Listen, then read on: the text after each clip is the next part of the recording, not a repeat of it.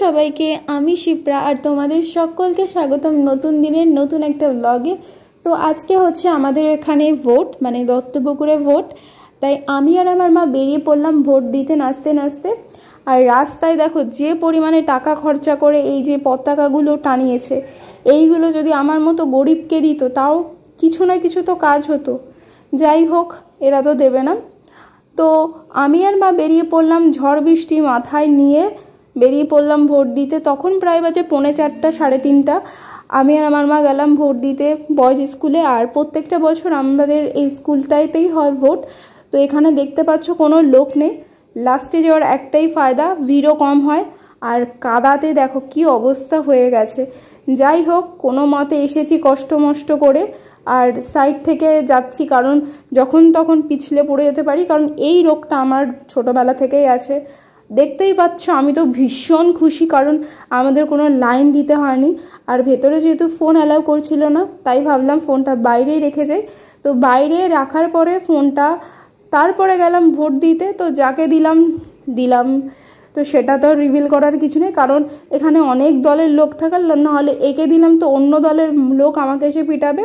তো যাই হোক, তারপরে ভাবলাম ছোটোবেলার স্কুলটা একটু ঘুরিয়ে দেখাই। এটা আমি প্রায় 20 থেকে 19 বছর আগে স্কুলে পড়তাম, যখন আমি 1-এ পড়তাম আর কি, যখন আমার 4.5 বছর বয়স। হ্যাঁ, আমার মা আমাকে 4.5 বছরে 1-এ ভর্তি করিয়েছিল, কেন জানি না। তো যাই হোক, সে সময় ব্যাপারটা অন্যরকম ছিল। তো ভোট টোট দিয়ে তারপরে আমাদের ছোট্টবেলায় স্কুলটা ঘুরে দেখলাম। তো দেখলাম অনেক কিছু চেঞ্জ করেছে, কারণ এমনি সময় তো স্কুলে ঢুকতে দেয় না।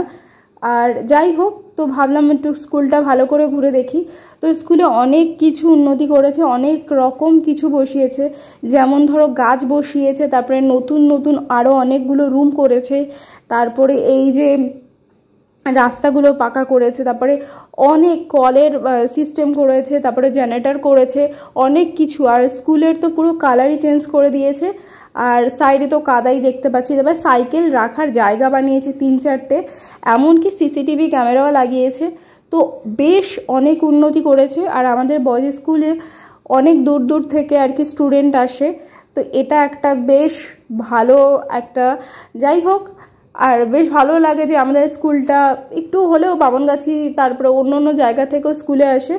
তো এটা ঠিকঠাকই ছিল। তো ভোট দিয়ে বেরিয়ে তারপরে মার কাছে করলাম বায়না যে মা, আমি জানি না, আমাকে আইসক্রিম খাওয়াতে হবে।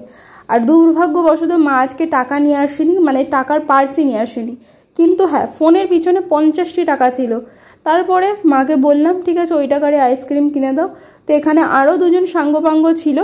তো এরাও মাঝে মাঝে আমার ব্লগে তোমরা দেখতে পারো এদেরকে। এরা আগে এসেছিল, জানি না কেন এসেছিল। তো সবাই মিলে আইসক্রিম খেলাম। আর এখানে ক্যান্ডিগুলো নিয়েছে 5 টাকা করে এখানে। আর তাই 4 জনে 4টে খেলাম, আর 30 টাকা বেঁচে গেছিলো। 30 টাকা কিন্তু বাড়ি ফেরত নিয়ে আসিনি, 30 টাকারও খাবার খেয়েছি। খাবার টাবার খেয়ে আমি এখন এখানে বলছি যে একটু সামনে গিয়ে ক্যামেরাটা ধরো, যাতে একটুখানি ভালো ব্যাকগ্রাউন্ড আছে। বাট হ্যাঁ, যে ক্যামেরাটা ধরছিল সে অনেক কাঁপাচ্ছিল। যাই হোক না কেন, তো এখানেই আজকের ব্লগটা শেষ করি। তো কেমন লাগলো কমেন্টে জানিও। কাদের কাদের পাড়াতে ভোট ছিল তারাও আমাকে কমেন্টে জানিও। আর নতুন হলে আমার চ্যানেলে তো please subscribe to my channel. So bye, দেখা হচ্ছে নেক্সট ব্লগে।